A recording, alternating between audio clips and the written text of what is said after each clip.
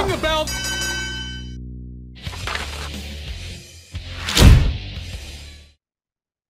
Hello, everyone, and welcome to the Slam Society. Welcome to my review show here of the WWE Hall of Fame from 2024, April 5th to be precise. Wells Fargo Center, Philadelphia, Pennsylvania, after SmackDown. So we've had a pretty hectic week here for WrestleMania week here on the Slam Society. I've reviewed Raw, the debut of WWE Slam, SmackDown, the go home episode of NXT. Jooseyboy covered Ring of Honor, thankfully, because that meant I didn't have to do it. And here we are with a Hall of Fame. And also Josh Barnett's Bloodsport, which is doing quite well on our channel right now. But the Hall of Fame, look, another thing. Look at us go. Look at us go. Unbelievable. Look, I'm not going to make this a long one, but I had fun. I had fun watching the Hall of Fame. It's one of my favorite things that takes place in professional wrestling. The moment and the chance that people get to have that last moment in the sun where all the spotlight is on them. I always loved it, especially back in the day when they would have the Hall of Fame on its own night, not after SmackDown, in its own arena, and the first 40 rows were all wrestlers, and there'd be some great speeches, and they'd cut to somebody when they crack a joke about something to do with them, and you'd see that person laugh, and you'd feel that dopamine hit when you saw those people laugh, because it feels good to see people enjoying themselves, right? That's what the Hall of Fame is all about. You see everyone there enjoying themselves, having fun, laughing. Um, that's why it that's why it's special to me anyway. But anyway, they still do it after SmackDown, and that's okay. At least they've changed things now. They don't stuff everyone up on the stage like they used to. At least today, they've changed things a little bit. They had the wrestlers around the ring. That's what means a lot to the Hall of Fame. Having the people that mean the most right there, not having the front row of the crowd from SmackDown be the front row. No, the wrestlers and their comrades, their brothers, their sisters, their family, their wrestling family being around the ring is what makes it meaningful. Um, Nothing against the fans, but this is what it's supposed to be like, and I'm glad that Paul Levesque, Triple H, has made that decision to. I would assume he made the decision to put the wrestlers and all of their co-workers around the ring. Anyway, I skipped the countdown show, except I heard Kathy Kelly laugh at one stage, so I kept on skimming through to see if I could hear her laugh again, because I'll be perfectly honest, I think Kathy Kelly's laugh is the best laugh I've ever heard in my life and the sexiest laugh I've ever heard in my life. Um, anyway, let's go through all my notes. Jackie Redmond and Corey Graves were the hosts of the proceedings, and I thought they did a very good job. And Jackie Redmond probably has some of the most foxiest eyes I've ever seen in my life. Was very happy to see Stephanie McMahon Helmsley, sorry, Stephanie McMahon Levesque in the building there. Because I think it's all a bunch of bullshit what's going on. And for anyone to think that she's done anything wrong, that's so stupid. So I was really happy to see her there to be able to enjoy the event. Just wish Shane was there too. Um, Jimmy Uso. Okay, Roman Reigns has been announced at the beginning of the show to be inducting Paul Heyman. Jimmy Uso pointing up during Roman's entrance with his eyes closed. Dude, come on. Roman came out to induct Paul Heyman. Um, I know my friend Alex, Rockstar Alex Stone. He had tweeted earlier that he was a bit pissed off about the what chants during Roman's speech. Bro, time and place. Hall of Fame? No. This is why you shouldn't do the Hall of Fame after SmackDown, because those fans are still in wrestling mode. When people go to a Hall of Fame, they're in listening mode. Yes, they do chants at the other Hall of Fames from the years past, but to do a what chant during a speech from Roman Reigns to induct Paul Heyman, like stop it. It's so annoying, dude. Like the what chant really, it was old after like 10 weeks or so when Stone Cold was doing it. It's okay when Stone Cold's out there, but to take it and take it this far, it's 2024. Stop it. I would love to be in that crowd and turn around to everyone around me and be like, shut the fuck up. Um, Paul Heyman made his entrance and I had goosebumps, dude. I had my hairs were standing on their ends, honestly. I don't know why. Maybe it's the old ECW theme. Maybe it was because I really felt it knowing Paul Heyman was going in because I really look up to that guy. Um, the first line out of his mouth after the fans were chanting, "You deserve it. You damn fucking right, I deserve it." Bro, fantastic. Really, like I was laughing my ass off. And I just kept thinking to myself, he is such a classic. Um, he shouted out RVD because he was talking about, you know, uh, his concerns with his speech and all that. And RVD had responded to him. It's just so stupid and juvenile, but it's funny. And then he did the same thing, making fun of his son. Um, I thought it was really touching and really cool that he took the time to give some respect to Triple H, Paul Levesque. Um, I think things have changed so much since he's been in charge and since no one's been interfering. And we all know it. We all can feel it. We all can see it. So it was really cool that Paul Heyman took that time to really um, put Paul Levesque up on a pedestal. And there was that Paul Levesque chant, which sounded weird, right? And I think they all thought, I'd never thought I'd hear that. I love the kind words that Paul gave for Stephanie.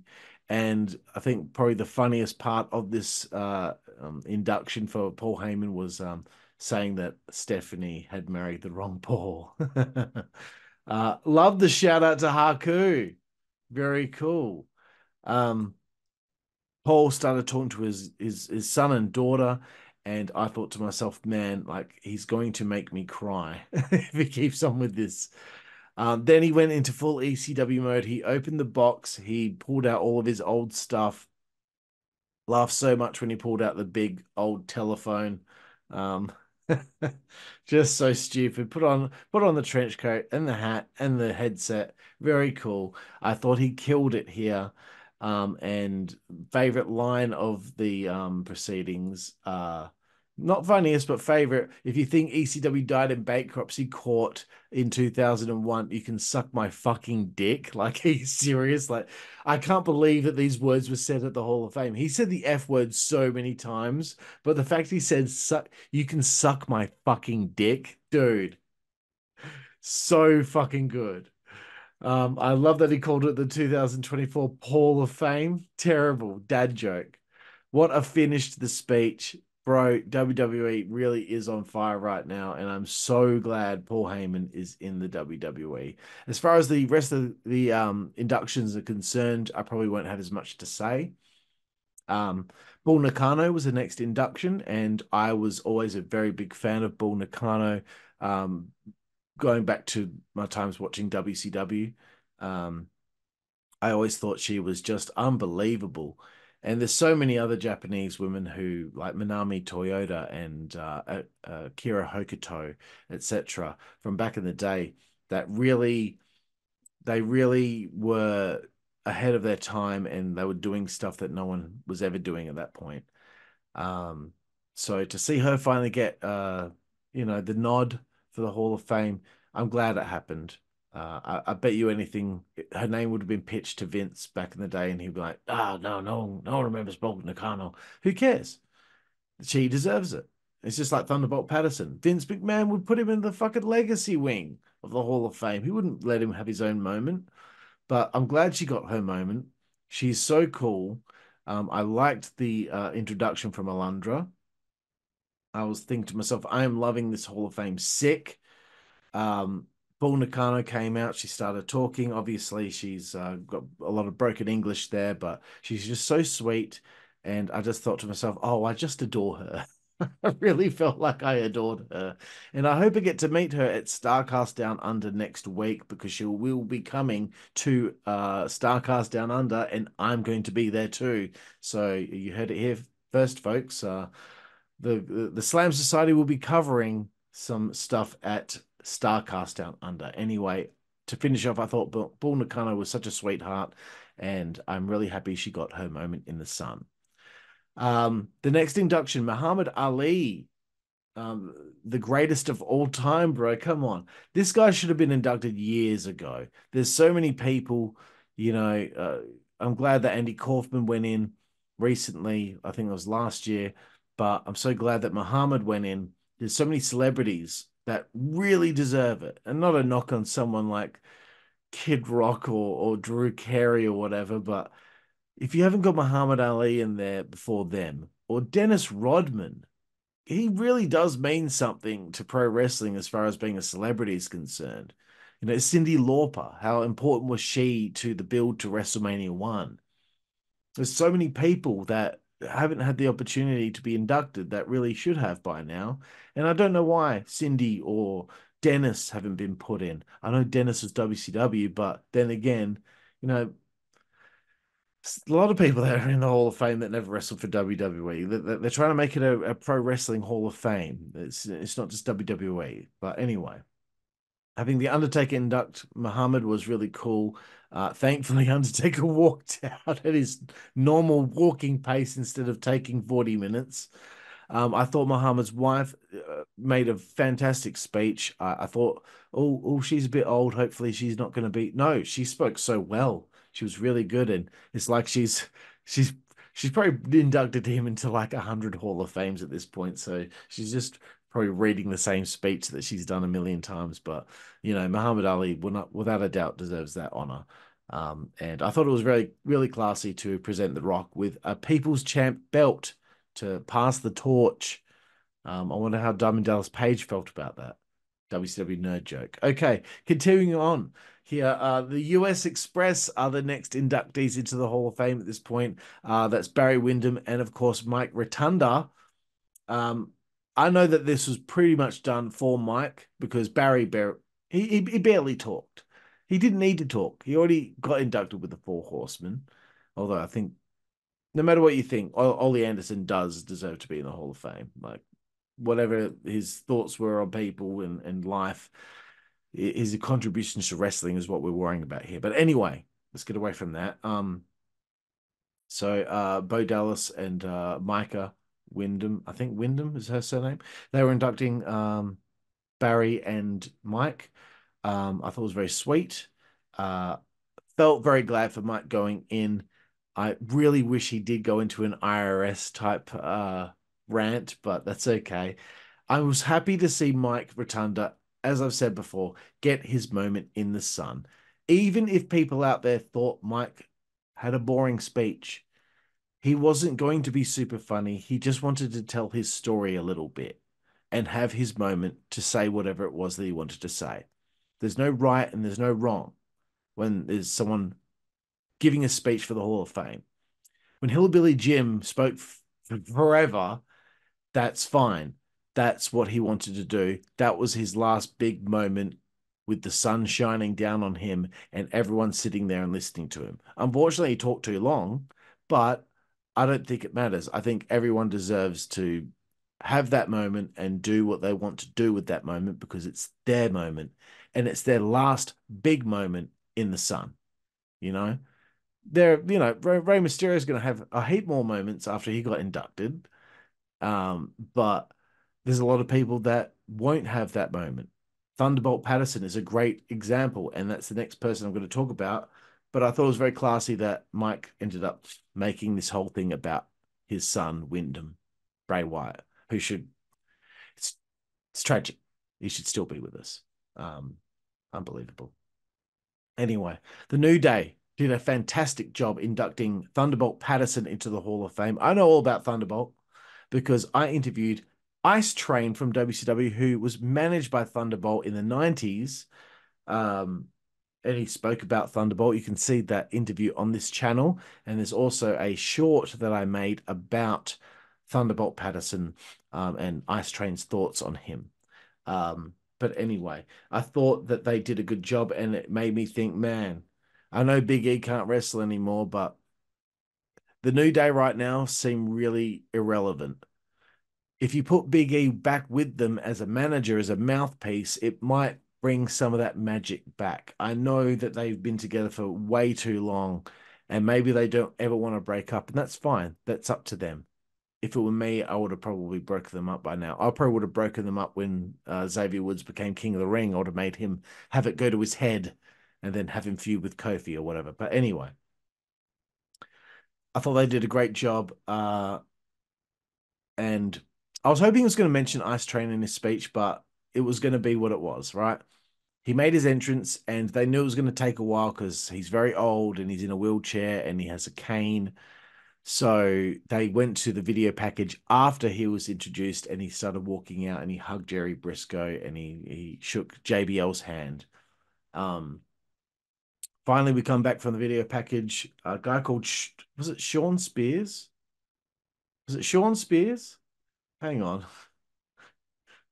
What was that guy's name? Hang on. Sean Spears. Isn't Sean Spears Ty Dillinger? Hang on. Thunderbolt Patterson speech. Let's type in the word Spears afterward. Scott Spears. Sean Spears is Ty Dillinger. Sorry, Scott Spears. Okay. That guy did a very good job adding to the induction. Find my notes again. So he finally got done, and here comes Thunderbolt. This guy, this guy is a gem. This guy is a gift to the world. Okay. I'm not religious or anything like that, but this is his last great moment where he's holding court. He has everyone in this audience and everyone watching at home sitting there listening to what he has to say. And if he wants to talk about the Lord, if he wants to talk about God Almighty and how great he is, and if it wasn't for him, Thunderbolt would not be here. Thunderbolt would not have seen the success that he saw in his life in the wrestling business.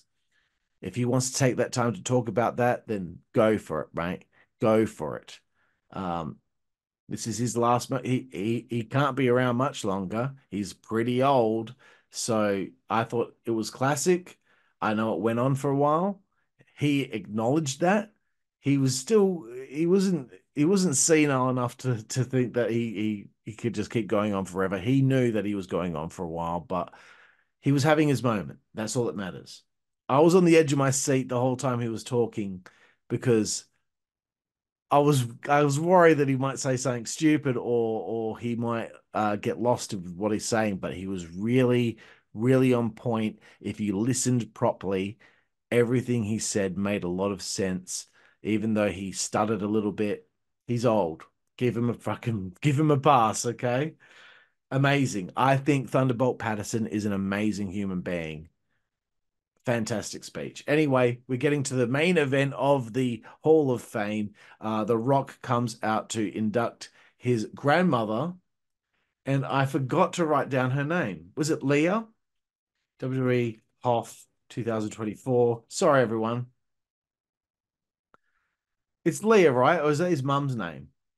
Jesus Christ. I'm pretty sure it's Leah. Leah Maivia. Okay, thank God. um, Great stuff. I think that maybe in this instance, I don't think going character was important during this speech where Rock kind of threw his attention to Cody. I think it should have just been about his grandmother and what she did. And that's just me. I feel like too much attention was put on the fake wrestling as opposed to talking just about what she did. He did talk about it. He did, but I think nothing else should have been paid attention to. This should have been the only thing that we worry about. I know sometimes they like to throw in a little bit of storyline shit into the Hall of Fame, but I don't think it's important, and I don't think it's the night for it. So there we have it, everyone. My review of the WWE Hall of Fame 2024 class. Thunderbolt Patterson, Leah Maivia, US Express, Muhammad Ali, Bull Nakano, Paul Heyman. Awesome. Is that everyone? I didn't forget anyone, right? Can I just double check? I'm sorry. I'm sorry. I just want to double check because there might have been a time where I wasn't paying attention because I was doing this or that. Yep, US Express, Muhammad, Bull, Heyman. Very good. Okay, so before we go, I'm going to look at some tweets and some criticism and some positive comments from people on Twitter or X, as they call it. So the first one comes from Bron Breakers Tanner or Tanner at Kogo Haker. Last night, hashtag SmackDown was amazing. Hashtag WWE Hall of Fame had so many feels this year, WrestleMania. It's been feeling like I have been operating as my inner child, and she is beyond happy and excited. That is nice to hear. It's nice to have that feeling again, right? I don't get that feeling very much anymore that I used to get when I watched Raw is War back in the 90s. Sometimes I get that feeling a little bit when I watch NXT now. So when you get that feeling, it's nice to feel it again, right? Okay, so Jonathan Mullins at the J Mullins. One thing I love about the Hall of Fame is seeing the legends I grew up watching and some of the families of the people being inducted. For example, love seeing Heyman Hustle kids in attendance. Love seeing my teenage crush, Steph McMahon. Good on you, bro. Love seeing the Brandy Rhodes. Yeah, everyone loves seeing the Brandy Rhodes. Let's get to the next one. I love this. I didn't even notice this because I was skimming through the countdown. First name John. Uh, he, he recorded. I think Caleb Braxton was talking to CM Punk and Keith Lee. I don't know what he was fucking doing. He didn't mean it clearly, but he's an AEW contracted wrestler. Obviously, his wife Mia Yim's in WWE, but there he is. He was walking around in the background, and his face is clear as day right there on camera. Keith, you absolute dickhead. It's great stuff, man. You've made my day, dude. You've made my day, even though you didn't mean it. Um, Bobby Mitchum at Bobby Mitchum too. I loved this picture that he put up. Because obviously Thunderbolt Patterson was going on about God so much. Arrive, raise heaven, leave. Bro, very well done. You're making me smile, dude. That's fantastic stuff. Here comes a couple of negative ones though. At AP underscore MX underscore Alex Picasso. So boring. Hashtag WWE Hall of Fame. How could you find that boring? Like, why are you watching then? You're watching and then you tweet about it. Like, if it's boring, then turn it off and go do something else, dickhead. Sorry, dude. How is that boring? Everyone having their moment in the sun and having their moment. That's boring to you. Okay, bro. You must be fun to hang out with. And the last one, okay, this is the worst. Okay, I just got angry at Alex. Brendan O'Malley at Brendan O'Malley. I never want to waste my time watching this again. It was so bad. Hashtag WWE Hall of Fame. Do you not have a heart, you fucking dickhead? Look, you clearly you like to dress nice. You're wearing a nice little suit in your thumbnail there, and you've got your actual face in your picture. That's cool. Good on you for not having like some sort of troll account or whatever. But bro, come on, man. How could you think that that was a waste of time? I thought that was a fantastic Hall of Fame, and I think maybe you need to, I don't know, take a long, hard look in the mirror, brother. Because as far as I'm concerned, if you have that take away from watching the Hall of Fame, then I think that's on you, and that maybe you don't have any joy in your life because I feel joyful seeing all of these people go into the Hall of Fame and have their moment. So there we have it, everyone. Thank you so much for joining me once again here for another review for WrestleMania week for the WWE Hall of Fame class of 2024. I'm Karlifornia, and sit tight because coming up next, you'll be getting it in a few hours. It's going to be tough for me because it's 11:30 at night and it starts in an hour and a half. My review of NXT Stand and Deliver. So thank you again. See you next time.